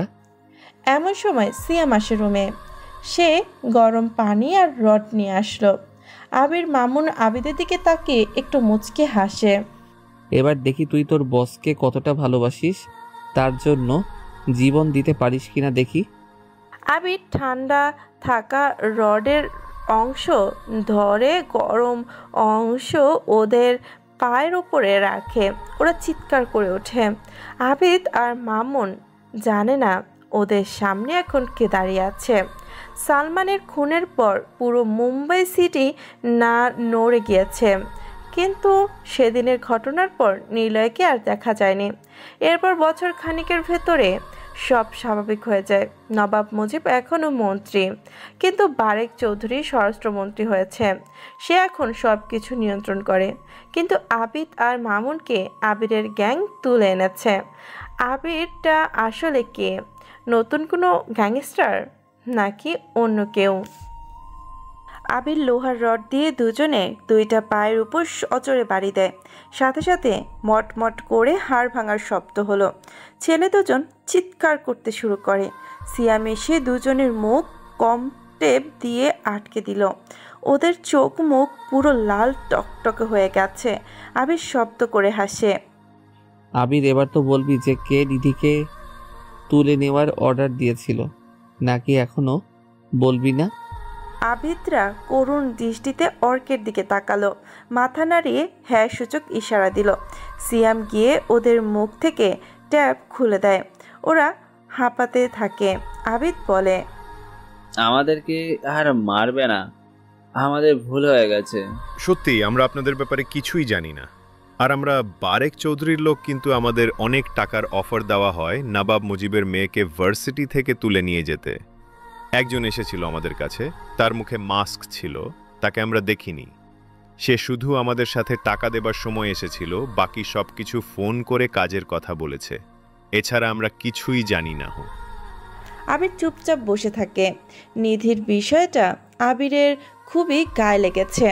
আবির ওদেরকে বিশ্বাস করতে পারছে না। আবির খুবই ঠান্ডা মেজাজে বলল, মিথ্যা বলছিস? তোরা বলবি না সত্যিটা, তাই তো? আচ্ছা, এবার ব্যবস্থা তাহলে ভালো করে নিতে হবে। আবির আরও গরম পানি আনতে বলল। ওদের দুজনের হাত ধরে গরম পানির ভেতর ঢুকিয়ে দেয়। ওরা জোরে চিৎকার করতে শুরু করে। সাথে সাথে ওদের হাতের চামড়া পুড়ে ফোসকা উঠতে শুরু করে। ওরা দুজন যন্ত্রণায় লাফাতে থাকে। এখনো যদি না বলিস তাহলে এর থেকে আরো ভয়ঙ্কর শাস্তি দেব তোদের। আমাকে আরো খারাপ হতে বাধ্য করিস না। ভাই, আমরা জানি না আর কিছুই, আপনাকেও জানি না। আমরা যা জানি সব বলে দিয়েছি। বারেক চৌধুরীর কথা মতো কাজটা করিনি। কেউ একজন আছে যে নিধিকে সরাতে চায়। লোকটা বয়স্ক, আর কিছু জানি না। বারেক, খালিদ, নাহিদ, ফাহাদ এরা জানবে। থাক, যা জানার জেনে নিয়েছি। তোদের আর এখন মারবো না, ছেড়ে দেব। কিন্তু নিধির থেকে দূরে থাকবি। মনে রাখিস, ব্ল্যাক শ্যাডো লোকেরা মরে না, তারা ফিরে আসে আলোতে, অন্ধকার হয়ে। তবে কি আপনার ব্ল্যাক শ্যাডো লোক, যে কিনা 2 বছর আগে ভার্সিটির এক্স ভন ফাইল নিয়েছিল? দেখবি আমাকে? আবির কথাটা বলেই মুখ থেকে মাস্কটা খুলল। ওরা দুজন ভয়ে চমকে ওঠে। শরীরের যন্ত্রণা যেন এক নিমিষে থেমে যায়। কারণ সামনে যে বসে আছে সে হলো সায়ান, মানে রাফিয়ান নিলয়। তুই মানে আপনি? কি ভেবেছিস খেলা কি শেষ হয়ে গেছে? অনেক বড় খেলা বাকি আছে রে। মেইন খেলোয়াড় আপাতত আমি হলেও কোচ কিন্তু অন্যজন, অর্ক। নিলয়ের কথা শুনতেই অর্ক এসে ওদের দুজনকে গুলি করে দেয়। ওরা সেখানেই মারা যায়। নিলয় একটা সিগারেট জ্বালালো, তারপর উঠে দাঁড়িয়ে বলে, এই মাসুম, তুই এদের লাশগুলোকে টুকরো টুকরো করে নদীতে ভাসাবি। আমি দেখছি বারেকেরা কতদূর যেতে পারে। মাসুম ওদের দুজনকে নিয়ে চলে যায়। তারপর সালমান খুন হয়েছিল মুম্বাই সেন্ট্রাল ইউনিভার্সিটির ভিতরে। হাজারখানিক ক্যামেরা, হাজার হাজার স্টুডেন্ট আর এক গাধা সিকিউরিটির সামনে। আর খুনটা করেছিল ভারতের আসাম রাজ্যে একজন মাফিয়া রাফিয়ান নিলয়, যাকে বারেক চৌধুরী কন্টাকে এখানে নিয়ে এসেছিল। আদৌ কি বারেক চৌধুরী নিলয়কে নিয়ে এসেছিল? বারেকের কাজ নিলয় করে দেয়। সালমানের খুনের আগের রাতে নবাব মুজিব যখন সায়ান নামধারী নিলয়কে বলে, সালমানের সিকিউরিটি সব ব্যবস্থা করো। নিলয় যেন ঠিক এমন কিছু সুযোগ খুঁজেছিল, কারণ নিলয় এসেছিল সালমানকে মারতে। কিন্তু কেন? সে প্রশ্নের উত্তর শুধু নিলয় জানে। তবে নিলয় সিকিউরিটির নাম করে তার সব লোকদের ভার্সিটির ভিতর পাঠিয়ে দেয়। সেখানে নিলয় সালমানকে মারে। তবে প্রশ্ন হলো, নিলয় কেন সবার সামনেই মারলো? কারণ একটাই, সবার সামনে নিজেকে লাইমলাইটে আনার জন্য, যেন ইন্ডিয়ার আন্ডারওয়ার্ল্ডে জানুক নিলয় এসেছে। আর তখন মাইক হাতে নিলয় ঘোষণা করে দেয়, এখন থেকে মন্ত্রী হবে নবাব মুজিব। নবাব মুজিব কখনো এই পদ নিয়ে ভাবেনি, কিন্তু তৎকালীন সরকার প্রধান উপদেষ্টা হওয়ার পর মুজিব যেন নিজেকে পাল্টে ফেলেছে। আর এটাই সমস্যা হয়ে দাঁড়িয়েছে। নিলয় তার লোকদের নিয়ে পুরো নিজের অস্তিত্ব মুছে দিয়ে একেবারে হারিয়ে যায়। মুজিব, নিধি, প্রীতি, বারেকরা সবাই নিলয়কে খুঁজে বেরিয়েছিল, কিন্তু নিলয়ের সামান্যতম ইনফরমেশনও বের করতে পারেনি। নিলয় কোথায় গায়েব হয়, কোথায় থাকতে পারে, বা কেন সে হারিয়ে গেল, এ প্রশ্নের উত্তর কেউ খুঁজে বের করতে পারেনি। কিন্তু সব স্বাভাবিক চললেও কিছু জিনিস স্বাভাবিক হয় না। বারেক চৌধুরী তার ছেলে রাতুলকে ছাড়িয়ে আনে, এরপর আবার সে মন্ত্রী পদে ঢুকে যায়। কিন্তু তার ইচ্ছে হয় সে নেক্সট পিএম হবে, সেজন্যই মুজিব তার পথে কাটা। এই বিষয়টা বারেক মানতে পারে না। সে এবার অন্যভাবে খেলতে চায়। ইন্ডিয়ার আন্ডারওয়ার্ল্ড থেকে একেবারে তামিলনাড়ু থেকে একজন কিলারকে আমন্ত্রণ জানিয়েছে। তার নাম আবির। বারেক বুঝতে পারে না তামিলনাড়ুর মাফিয়ার নাম বাংলার কোনো নামের সাথে মিল থাকবে, তবে তার লোক জানিয়েছে এটা তার ছদ্মবেশী স্টাইলের জন্য রাখা। আর আজকেই সেই মাফিয়া আসার কথা বারেক চৌধুরীর বাড়িতে। মুম্বাই শহরের বাতাসটা আজ কেমন যেন ভারী। আকাশে মেঘ জমেছে, মাঝে মাঝে সূর্য উকি দিলেও আলোর প্রবণতা নেই। রাস্তায় গাড়িগুলো ছুটছে তার আপন গতিতে, যেন মনে হচ্ছে গন্তব্য নেই। আর এই রোধহীন আলো ছায়ার ভেতর ঢুকছিল এক অবয়ব।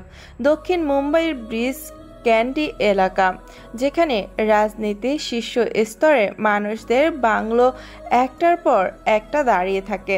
দামি ওয়াল পেন্টিং, শীতাতাপ নিয়ন্ত্রণ, নিরাপত্তা আর মিথ্যা হাসির দেয়ালে ঘেরা যেন সবকিছু। ঠিক সেখানেই আজ থেকে গেল একটা কালো রঙের পুরনো বাইক। বাড়িটার সামনে এসে বাইকটা থামলো। বাইক থেকে ধীরে ধীরে এক যুবক, চোখ দুটো লালচে, ক্লান্তি ভাব নেই, বরং এমন ক্লান্তি যা ভয় পায় না মৃত্যু। মুখ ভর্তি ঘন দাড়ি গোঁফ, চুল এলোমেলো, যেন 10 বছর জঙ্গলে ছিল। মনে হচ্ছে কোনো আয়নার সামনে দাঁড়ায়নি। চেহারাটা ঠিকভাবে বোঝা যাচ্ছে না, তবে চোখ দুটো দেখা যায় ভালো মতো। তার নাম আবির হাসান। বাইক থেকে নেমে বাড়ির দিকে হাঁটা ধরল। প্রতিটি পা যেন এই মুম্বাইয়ের কংক্রিট ভেঙে দিতে চায়। চারপাশে সরকারি লোকজন, সাদা শার্টে কালো টাই পরা দেহরক্ষীরা ঘুরে বেড়াচ্ছে। যেমনভাবে দেয়ালের ছায়া ঘুরে বাতাসে, ঠিক সেভাবেই দরজার কাছে দাঁড়িয়ে আছে দুজন গার্ড। 2 সাদা পোশাকের দেহরক্ষী স্যালুট করতে ভুলে গেল আবিরকে, কারণ তারা জানে না এই ছেলেটা আসলে কে। বারেক চৌধুরী এখন স্বরাষ্ট্রমন্ত্রী। দিল্লির অন্দরমহলে যার নাম শুনলে কাঁপে কাগজপত্রের ফাইল, যার ফোন পেলে মিডিয়া চুপ হয়ে যায়, আজ তিনি নিজেই দাঁড়িয়ে আছেন বাংলোর পাথরের সিঁড়ির নিচে। তাকে দেখা যায় না প্রায় কোনো অতিথিকে এমনভাবে স্বাগত জানাতে, মানে নিজে এসেছে আবিরকে রিসিভ করতে। অন্য অতিথি আসলে তেমন এগিয়ে আসেন না বারেক চৌধুরী, এবার এসেছে আবিরকে গ্রহণ করতে। আবিরকে দেখে তার চোখে স্পষ্ট ভয় ফুটে ওঠে। শুধু চোখ নয়, কণ্ঠে, নিঃশ্বাসে, দাঁত কামড়ানোর কথার ফাঁকে যেন নিজের অস্তিত্ব রক্ষা করছে। সিকিউরিটি ওকে ভেতরে আসতে দাও। বারেক চৌধুরীর কথা মতো সিকিউরিটি আবিরকে ভেতরে ঢুকতে দেয়। আবির সোজা এসে দাঁড়ায় তার সামনে। বারেক বলে, চল ভেতরে আয় আবির। কথাটা বলার সময় আবিরকে দেখে কিছুটা ভয় প্রকাশিত হয়, তবুও মুখে হাসি রাখে, কারণ এই হাসিই তো রাজনীতির অস্ত্র। আবির মাথা নিচু করে এগিয়ে আসে। বারেক তাকে পেছন থেকে দেখে। প্রতিটি পদক্ষেপে তার বুক কেঁপে ওঠে, কারণ সে জানে এই লোকটা তার বানানো মঞ্চে নামলেও নাটকের শেষ সংলাপ তার হাতে নেই। বাড়িটা যেন এক রাজপ্রাসাদের মতো, 3 তলা, বিশাল নির্মাণ, মুম্বাইয়ের কেন্দ্রস্থল নির্মাণ হলেও বাইরে থেকে মনে হবে গোপন দ্বীপ। পাহারাদার কুকুর, স্পর্শকাতর ক্যামেরা, ভিডিও জাল, গেট সব আছে। তবে আজ এই সব পেরিয়ে ঢুকেছে এমন একজন যার চলার ছায়া কোথাও ধরা যায় না, যার রক্ত গরম হয় না কোনো বিপদে। সে ঠান্ডা মাথার একজন যুবক। বাড়িতে আগেই সবাইকে বলে রেখেছে তার এক ঘনিষ্ঠ বন্ধুর ছেলে আসবে আজ, তাই বাড়িতে কিছুটা বিশেষ খানাপিনার তোড়জোড় চলছে। ড্রয়িং রুমে আবির পা রাখার সাথে সাথেই যেন ঘরের বাতাস বদলে গেল। যারা পাশে ছিল তারা অনুভব করলো ঘরটা ঠান্ডা হয়ে গেছে। এক বৃদ্ধ মাসি, যিনি 25 বছর ধরে বাড়িতে আছেন, কফির কাপ এগিয়ে আসে আবিরের দিকে, তারপর সেটা বাড়িয়ে দিয়ে বললেন, বাহ, ছেলেটার চোখে কেমন শান্তি ভাব আছে, তাই না? শান্তি? সে আবিরের দিকে তাকায়। আবির মুচকি হাসল। বারেক জানে এমন চোখে শান্তি দেখলে মৃত্যু বিশ্বাস পাবে জীবনের উপর। দূরে দাঁড়িয়ে তাকিয়েছিল বারেক চৌধুরীর ছেলে রাতুল, বারেকের সেই ছেলে যে জেলের ভেতর ছিল। আর বারেক তার এই বাড়ি ছেড়ে গোপন আস্তানায় ছিল। রাতুলের চেহারা দেখতে খারাপ না, কিন্তু চরিত্রটা বড্ড বেশি খারাপ। বাড়ির অনেকে রাতুলকে পছন্দ করে না, এর ভেতরে তানিশা হলো অন্যতম।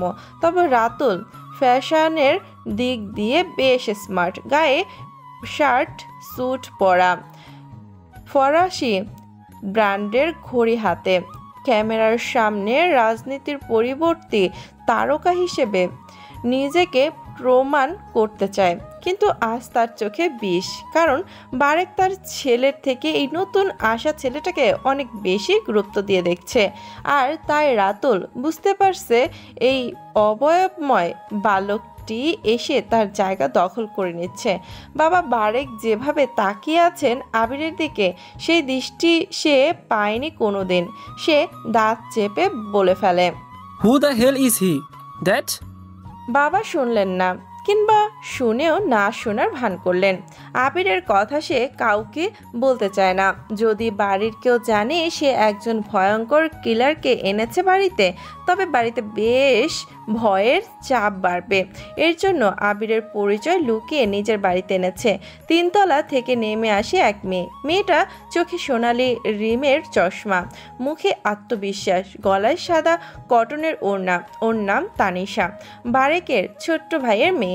সে উপর থেকে একবার নিচে দাঁড়িয়ে থাকা আবিরকে দেখে, শুধু একবার, এক পলক দেখেছে। তারপর সে থেমে যায়। মাথার ভেতরে একটা প্রশ্ন জাগে, কে এই ছেলে? এমন জঙ্গলি মার্কা দেখতে, তবে চোখ দুটো কি মারাত্মক মায়াবী। চাচু তো কাউকে বাড়িতে আনেন না, কোন বন্ধুর ছেলেকে জানে? তানিশা নেমে আসে সামনে। বাড়ির সবাই এতক্ষণে এসে আবিরকে ভালো মন্দ জিজ্ঞাসা করেছে, নাম ধাম জিজ্ঞাসা করে। আবির শুধু জবাব দিয়েছে ছোট ছোট বাক্যে। এবার তানিশা এসে সামনে দাঁড়ায় আবিরের। সে বলে, আপনি তো কিছুই বলছেন না, কম কথা বলেন নাকি? আমাদের পছন্দ হয়নি? না না, সবাই বেশ আন্তরিক, তবে সব সময় সব কিছু বলা লাগে না মিস। তানিশা একটু থতমত খায়। এই প্রথম কেউ তার কথা কাটাকাটি করেনি, আবার উপেক্ষাও করেনি। অদ্ভুতভাবে এই উপেক্ষাই তার মনে গভীর কিছু রেখে যায়। তানিশা গোয়েন্দা হবার চেষ্টা করছে, কিন্তু বারবার কোনো না কোনো কারণে এক্সামে সে ফেল করে।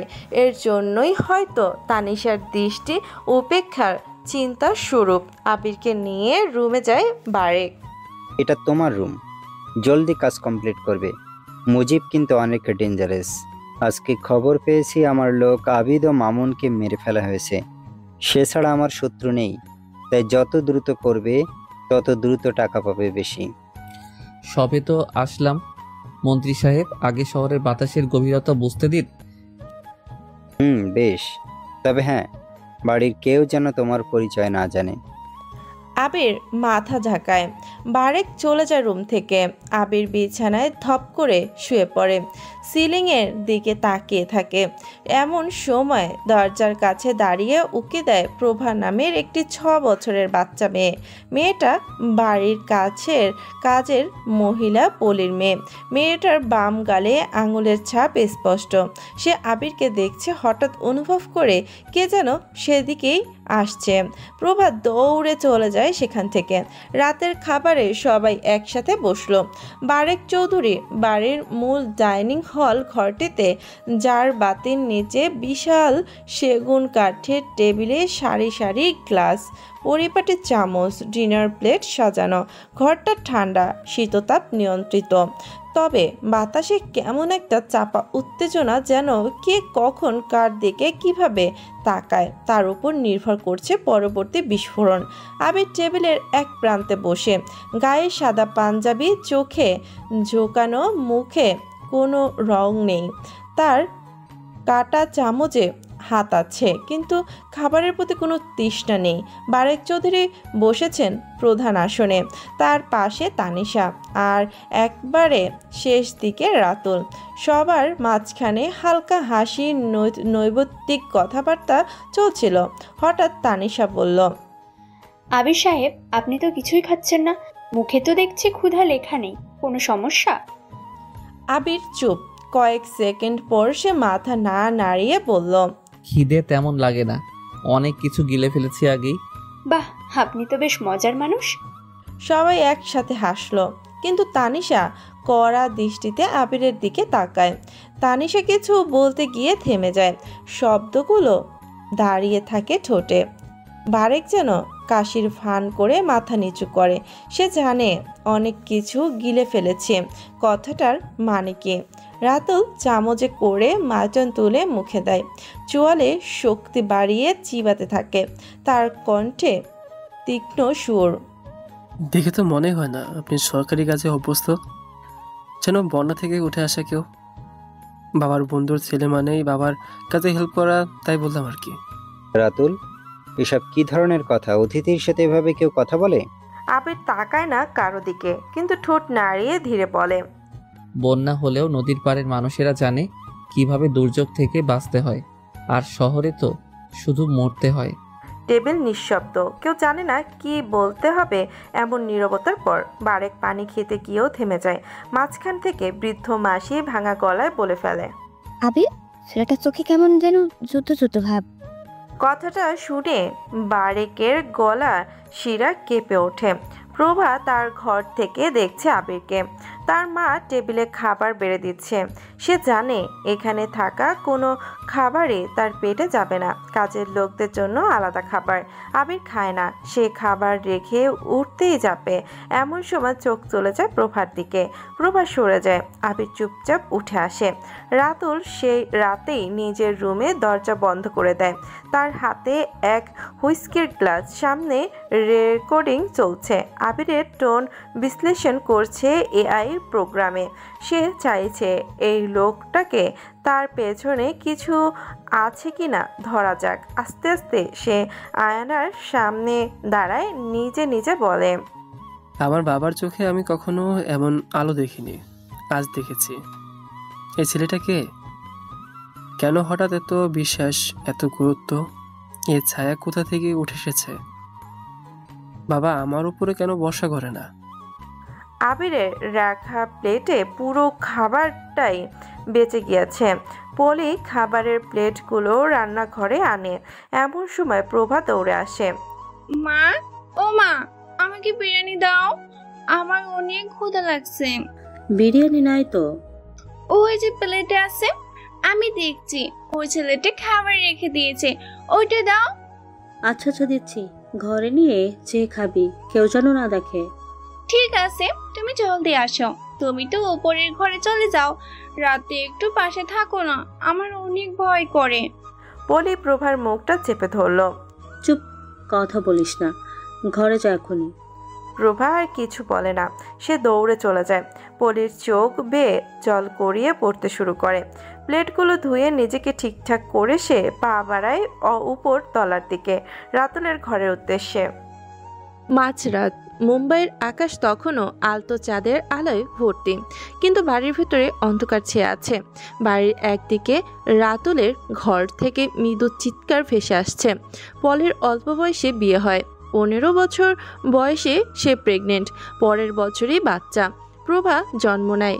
সে হিসেবে করলে পলির বয়স এখন মাত্র 22।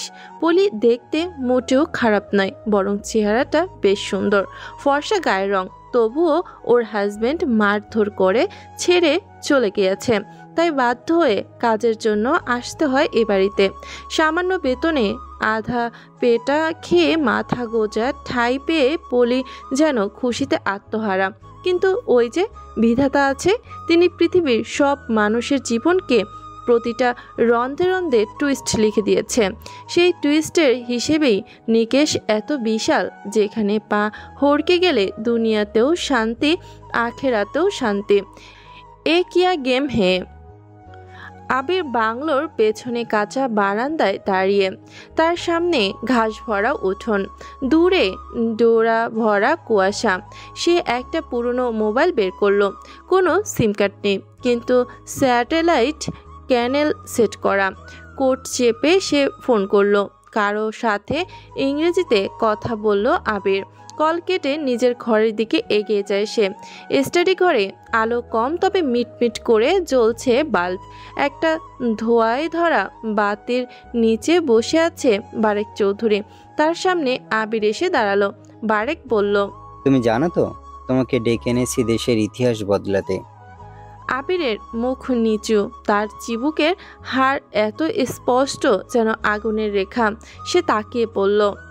বারেক সাহেব, আমি ইতিহাসে আগুন ধরাই, আগুন জ্বালাতে এসেছি। নবাব মুজিব প্রধানমন্ত্রী, তাকে সরিয়ে দিতে হবে। আমরা এটা করতে পারবো না, তুমি ছাড়া আর কেউ পারবে না। কারণ? বারেক উঠে দাঁড়িয়ে দেয়ালের পাশে গিয়ে হঠাৎ সিগারেট জ্বালায়। তার গলায় বিষাদ।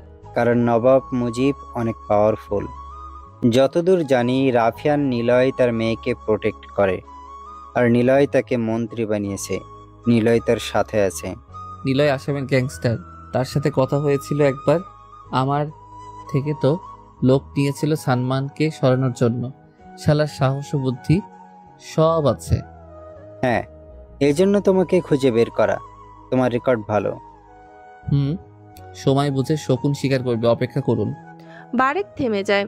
সে জানে এই ছেলেটা শুধু অস্ত্র নয়, এমন কিছুর বাহক যার স্পর্শ মানে বিপর্যয়। তানিশা বই পড়ছিল জানালা খুলে। গোয়েন্দা পরীক্ষা দিয়েও টিকতে পারে না, কিন্তু সে হাল ছাড়ে না। মুম্বাই শহরের আলো নিভে না কখনো, কিন্তু সে আলো থমকে দাঁড়ায় যখন ছায়া নামে। রাত 3টা। আবির বাড়ির ছাদে একা দাঁড়িয়ে। তার চারপাশে অন্ধকার, আকাশে এক ফালে চাঁদ, নিচে হাজারো লোকের নিঃশ্বাস। কেউ জানে না এই ছাদের কোনায় দাঁড়িয়ে আছে এমন এক অস্তিত্ব যে কারো মুখোমুখি হয় না, কিন্তু একদিন সবার মাথার উপর ছায়া হয়ে নামে। তানিশা জানালা দিয়ে তাকায়। সে দেখে নতুন আসা ছেলেটা দাঁড়িয়ে আছে একা, নিঃশব্দ হয়ে। নিধি বাড়িতে এসেছে বেশ রাত করে। নিধি নিলয়কে এখনো খুঁজে যায়, কিন্তু নিলয়ের অস্তিত্ব নেই কোনো। নিলয়ের কোনো কন্ট্যাক্ট নাম্বার, ছবি বা আইডি নেই। তবুও নিধি নিলয়কে খোঁজে শহরের এপাশ থেকে ওপাশ অব্দি। নবাব মুজিবের সামনে পড়ে নিধি। পড়াশোনা তো প্রায় শেষ নিধি, এবার নিজে কিছু করো। সায়ান, মানে নিলয়কে খোঁজা বাদ দাও। নিজের কাজ করি বাবা, আমি নিলয়ের রহস্য খুঁজে বের করেই ছাড়বো। কেন এত প্রেশার নিচ্ছ? যে হারানো সে হারিয়েছে, কিন্তু সে রহস্য রেখে গিয়েছে। যাবার সময় আমার সাথে দেখাও করেনি। আমার মা খুন হয়েছিল, নিলয় সেটা জানে, কিন্তু কিভাবে, সে কেন এই কথা আমাকে বলেছে? আর কত নিলয়ের অপেক্ষা করবি তুই? তাছাড়া তোর মা খুন হয়নি, সে এমনিতেই মারা গিয়েছে। যা রুমে যা। নিধি আর কিছু বলে না। সে চুপচাপ মন খারাপ করে চলে আসে নিজের রুমে। নিলয়কে নিয়ে ভাবতে থাকে। নিলয় একটা খুনি হলেও সে যেন নিলয়কেই খুঁজে চলেছে। মুম্বাই শহরের সকাল মানেই গাড়ির হর্ন আর মানুষে ভরা ট্রেন, কিন্তু আজকের সকাল যেন একটু আলাদা। বারেক চৌধুরীর বাড়ি যেন কারো নিঃশ্বাসও থেমে আছে। রাতুল দাঁড়িয়ে আছে জানালার পাশে, তার চোখে লাল দাগ যেন সারা রাত চোখের পাতায় পড়েনি, পড়বেই বা কি করে। সে তো ব্যস্ত ছিল তার নেশায়। কালো টি শার্ট, হাতের কফিতে তিক্ততা, তবুও মুখে জমাট হাসি ওর। পলি কফি দিয়ে গেছে। তার চোখ উঠানে গাছের দিকে, সেখানে আবির বসে আছে। তানিশা এক কাপ গ্রিন টি নিয়ে বাগানে বসে, মুখে রোদের আভা, হাতে মোবাইল, কিন্তু চোখ পড়ে সামনে বটগাছটার নিচে বসে থাকা আবিরের উপর। আবির একা, তার হাতে একটা কালো মলাটের বই। সে পাতা উল্টাচ্ছে না, পড়ছেও না, যেন বইটা একটা অজুহাত নিজের মধ্যে লুকিয়ে থাকার জন্য। তানিশা মনে মনে ভাবে, লোকটা কি পাগল? এভাবে সাত সকালে এখানে এসেছে বই পড়তে? বইও তো পড়ছে না। আবির হঠাৎ চোখ তুলে তাকায় তানিশার দিকে। তানিশাও তাকিয়ে আছে। দুজনের দৃষ্টি এক মুহূর্তে আটকে যায়। তানিশা গলা শুকিয়ে আসে। সে চায় কিছু বলতে, কিন্তু ভাষা হারিয়ে যায়। তার ভেতরে প্রশ্ন, ভয় লাগছে নাকি অন্য কিছু। লাইব্রেরিতে বসে রাতুল ল্যাপটপ খোলে। তার স্ক্রিনে চলে আবিরের ছবি, পেছনে বসানো AI ফিজিক্যাল অ্যানালাইসিস সফটওয়্যার। আর নাম নেই আবির, নাম ছাড়া আর আইডেন্টিটি নেই, এমনকি সরাসরি সার্ভারে পর্যন্ত কোনো তথ্য নেই। রাতুল বিড়বিড় করে, যে মানুষের কোনো অতীত নেই সে নিশ্চয়ই ভবিষ্যৎ ধ্বংস করতে এসেছে। বারেক বসে আছে সোফাতে। বারেক ফোন করে চিৎকার করে, আমার মাল আটকে আছে পুলিশের গোডাউনে। আমার মাল এখনই বের করে আনো, না হলে তোমাদের সব কটাকে আমি মেরে ফেলবো। খবরটা যেন বিধানসভা অবধি না পৌঁছায়। একটা কাজ তোমাদের দিয়ে হয় না। বাবা, আমি কাজটা করে দেব। বারেক ফোন রেখে সিগারেট ধরালো হাতে। তখনই রাতুল কথাটা বলল। বারেক তার ছেলের দিকে তাকিয়ে বলে, না, কোনো দরকার নেই। তুমি যাও আর মালসহ ধরা পড়ো, তখন আবার পুলিশি ঝামেলা। তোমাকে একবার ফাঁসির মঞ্চ থেকে বাঁচিয়ে এনেছি। কত কোটি টাকা গিয়েছে জানো? চুপচাপ বাড়িতে থাকো। প্লিজ বাবা, আমি পারবো। একটু ভরসা করো আমার উপর। বলেছি না পারবে না তুমি? এ কাজ তোমার জন্য না। কিন্তু বাবা, কোনো সমস্যা স্যার? সবাই আবিরের দিকে তাকায়। আবির ভেতরে এসে কথাটা বলছে। বারেক বলে, সমস্যা বলতে আমার 10 ট্রাক মাল পুলিশ আটকে রেখেছে, সেটা কিছুতেই বের করতে পারছে না আমার লোক। মালগুলোতে আমার 20 কোটি টাকা আটকে আছে। ও এই ব্যাপার? আচ্ছা, আমি করে দিচ্ছি। বেশ। ড্যাড, ও নতুন, ওইসব পারবে? Shut up bastard, get out of here. রাতুলকে গালি দিয়ে আবিরের দিকে তাকায় হাসি মুখে। রাতুলের এটা সহ্য হয়নি। সে সিঁড়ির রেলিংয়ে একটা লাথি দিয়ে উপরের ঘরে চলে যায়। যাওয়ার আগে পলিকে বলে চা নিয়ে আসতে। পলি চমকে যায়। সে এগিয়ে যেতে চায়, কিন্তু প্রভা তার মায়ের আঁচল পাকড়ে ধরে। পলি সেটা ছাড়িয়ে হনহন করে চলে যায় সেদিকে। প্রভার দরজার কাছে গিয়ে লুকায়। এসব আবিরের চোখ এড়ায় না, তবে প্রভার গালে লাল হওয়ার দাগটা স্পষ্ট নতুন করে দেখা যাচ্ছে। তানিশা আজকে একটা ইন্টারভিউ দিতে এসেছে, কিন্তু আজকে কোনো কিছুতে কাজ হলো না। সব ঠিক হয়, কিন্তু তার যেন কিছুতেই এই গোয়েন্দা বিভাগে চাকরি হয় না। তানিশা মন খারাপ করে রাস্তার পাশে বসে আছে। বৃষ্টি নামবে মনে হচ্ছে এক্ষুনি। তানিশার খুব মন খারাপ। হঠাৎ সেখানে 4 জন ছেলে আসে। নাম রাকেশ, জিসান, প্রত্যয় আর শাহজান। তানিশার পাশে বসে তারা। হ্যালো সুন্দরী, একা বসে আছো নাকি? বয়ফ্রেন্ডের জন্য অপেক্ষা করছো নিশ্চয়ই। বয়ফ্রেন্ড নেই। আর আপনারা কারা? আমরা আছি তো। বলো, আমাদের ভিতরে কাকে তোমার ভালো লাগছে? 2 টাকার টিজার, যা ভাগ এখান থেকে। আমার পরিচয় জানিস? চলে যা এখান থেকে। আহা সুন্দরী, এইরকম ফুসফুসনে শুনতেই তো পৈশাচিক ভালো লাগা আসে। প্রত্যয় এসে তানিশার হাত ধরে। তখনই ঝমঝমিয়ে বৃষ্টি শুরু হয়। তানিশা প্রত্যয়ের গালে চড় দেয়। ব্যস্ত নগরীর মানুষ তখন বৃষ্টির আগমনে ভেজা থেকে বাঁচতে ছুটছে। কারো এদিকে খেয়াল নেই। রাকেশ এসে তানিশার জামা ছিঁড়ে দেয়। তানিশাকে বলে, দেখ, এটা আমাদের এরিয়া। আমরা এখানে রাস্তার ভিতরে তোকে ধর্ষণ করব, তবুও তোকে কেউ বাজাতে আসবে না। এমন সময় একটা বাইক আসে, কালো রেইনকোট পরা, বেশ লম্বা দেখতে, 6 ফুট 2 হবে হাইট, মুখে বড় বড় দাড়ি গোঁফ, চুলগুলো বড়, হুডি দিয়ে রেখেছে মাথায়। বাইকটা এসে থামলো ঠিক তানিশার পাশে, ছেলেগুলোকে গম্ভীর গলায় বলল, মানুষেরা বৃষ্টিতে আশ্রয় নেয় কোনো মাথা গোজার জায়গাতে, আর জায়গা না পেয়ে বৃষ্টির পানিতে রাস্তায় ভিজে মরে। বল তোরা কোন জাতের কুকুর? ছেলেটার কণ্ঠ তানিশার খুব পরিচিত লাগছে, কণ্ঠটা আবিরের। তানিশা উঠে দাঁড়িয়ে আবিরের পেছনে যেয়ে দাঁড়ায়। রাকেশ বলে, কিরে, তুই তো নিজেই রাস্তার কুকুর, এখানে এসেছিস কেন? যা ভাগ।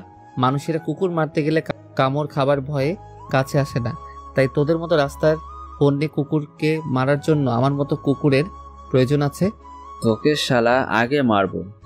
কথাটা বলেই রাকেশের ছুরি বের করলো, কিন্তু আবির তার রেন কোট সরিয়ে একটা পিস্তল হাতে নিতে যায়। ওরা পিস্তল দেখে ভয় পায়, এগিয়ে আসে না আবিরের কাছে। আবির মুচকি হাসে, ওরা পালায়। তানিশা সামনে আসে, আবির নিজের গা থেকে রেনকোট খুলতে শুরু করে। সেখানে দিয়ে একটা দামি সাদা রঙের গাড়ি যায়। গাড়ির জানালা খোলা, হাত বাড়িয়ে একটা মেয়ে বৃষ্টি ধরছে। গাড়ির মধ্যে বসে আছে নিধি। নিধি বসে আছে পেছনের সিটে। সে দেখতে পায় একটা ছেলে তার গা থেকে নিজের রেনকোট খুলে একটা মেয়ের গায়ে পরিয়ে দিচ্ছে। নিধি এটা দেখে মুচকি হাসে। হুট করে নীলার কথা মনে পড়ে তার। সে এটা দেখতে দেখতে দূরে চলে যায়। ওরা বাইকে করে চলে আসে সেখান থেকে। তানিশা আবিরের বাইকের পেছনে বসে সেফ ফিল করছে। ভাগ্যিস আবির এসেছিল। আবির মূলত বারেক চৌধুরীর সেই মালগুলো থানা থেকে নিয়ে ফিরছিল। রাস্তায় এই ঘটনা দেখে। আপনাকে ধন্যবাদ। সমস্যা নেই। জানেন, আপনি যখন কোট খুলে দিচ্ছিলেন আমার দিকে, তখন একটা মেয়ে আমাদেরকে দেখছিল গাড়ির ভিতর থেকে। ভালো। আবির আর কথা বলে না, বাড়িতে চলে এসেছে। বারেক বসে আছেন তার স্টাডি চেয়ারে। তার সামনে আবির চুপচাপ দাঁড়িয়ে। বারেকের কণ্ঠ স্পষ্ট চাপা ভয়, কারণ আবির তার মাল থেকে আনছে, কিন্তু জানিয়ে আসছে পুলিশের ক্যাম্প উড়িয়ে দেবে। তবে বারেকের ভয় অন্য জায়গাতে। তার ছেলে রাতুল আবিরের প্রতি বিরক্ত। কিছু সময় আগে সে বিষয়ে রাতুল বলে গেছে, কাজটা আবিরকে না দিয়ে তাকে দিলে কি হতো। বারেক বলে, আবির, আমার ছেলে তোমাকে পছন্দ করে না, কিন্তু আমি চাই না এই বিষয়টা বড় হোক। আমি কোনো বাড়িতে আলো হয়ে থাকতে আসিনি, বরং আগুন হয়ে জ্বালাতে এসেছি। আগুনকে কেউ ভালোবাসে না এটা জানি। আমাকে নয়, আপনার ছেলেকে সাবধানে রাখবেন। সেটা করতে হবে, তবে তুমি যা করবে সেটা একদম নিঃশব্দে করবে, মুজিব যেন আজ না পায়। আবির শুধু মাথা ঝাঁকায়। চোখ তার অভিমান নেই, জেদ নেই, শুধু একটা স্থির অন্ধকার জমা হয়। তানিশা দ্রুত বাড়ির লাইব্রেরির করিডোরে হাঁটছে। এক কোণ ঘুরতেই ধাক্কা খায় কারো গায়ে। তাকিয়ে দেখে আবির বারেকের সাথে কথা বলে ফিরছে। তানিশা হাত থেকে বই পড়ে যায়। আবির নিচু হয়ে বই তুলে হাতে দেয় ওর। তানিশা তাকিয়ে থাকে, তার চোখ আবিরের শান্তভাবে বলে, গোয়েন্দা হতে হলে আগে গোয়েন্দাদের মতো চলাফেরা করতে জানতে হয়। নিজেকে সহজ নয়, কঠিন করতে হয়। নিজেকে প্রকাশ নয়, আড়াল করতে হয় মিস। তানিশা কিছু বুঝে ওঠে না, কিন্তু তার বুকের ভেতরটা কেঁপে ওঠে। একটা ধোঁয়াশা ধরা ভালো লাগা কি জন্ম নিচ্ছে আবিরের উপর। আবির হাঁটা দেয়। প্রভা কাছে চুপচাপ। পলির শরীর আজকে তেমন ভালো না। গলায় কাঁধের নখ আর কামড়ের দাগ। সে তার মেয়ের মুখে হাত বোলায়। মেয়েটার মুখটাও লাল হয়ে আছে। পলিকে তার মেয়ে প্রশ্ন করলো, মা, তুমি রোজ রাতে কোথায় যাও? দরজা আটকে যাও কেন? আমি বাইরে বের হতে পারি না, আবার ভোর রাতে আসো। কি করো মা বাহিরে? অনেক কাজ থাকে মা। মা, এই বাড়ি থেকে চলে যাই, আমার না ভালো লাগে না। রাতুল স্যার আমাকে মারে, আমার কাছে কেমন বাজে কথা বলে, আমার খুব ভয় করে মা। কোথায় যাব মা? সম্ভব হলে কবেই যেতাম। সব তো আমার কপাল। বাবা টোটো চালকের সাথে বিয়ে দিয়ে মরছে। ওই হারামি তো আর দেখলো না আমাদের, ফেলে রেখে চলে গেছে। কেঁদো না মা, ওপরে একজন আছেন, উনি দেখবা সব ঠিক করে দিবে। ওই যে নতুন ছেলেটা দেখছো না, ওটাকে আমার ভালো লাগছে। ছেলেটাকে কিছু বলবো যে রাতুল আমাকে মারে? না না, কাউকে কিছু বলবি না, না হলে ওরা আমাদের মেরে ফেলবে। রাতুল স্যার বলেছে আমাদের অনেক টাকা দেবে। আচ্ছা মা, পেয়ারা খাবো। কোথায় পেয়েছিস? বাড়ির পেছনে বাগান থেকে চুরি করছি। এসব করবি না, বারেক স্যার কিন্তু জানতে পারলে মারবে। দে একটা খাই। দুজনে বসে পেয়ারা খাচ্ছে। প্রভার মুখে হাসি। পলি হাসলেও মনে যেন একটা বিষ তিলে তিলে তাকে শেষ করে দিচ্ছে।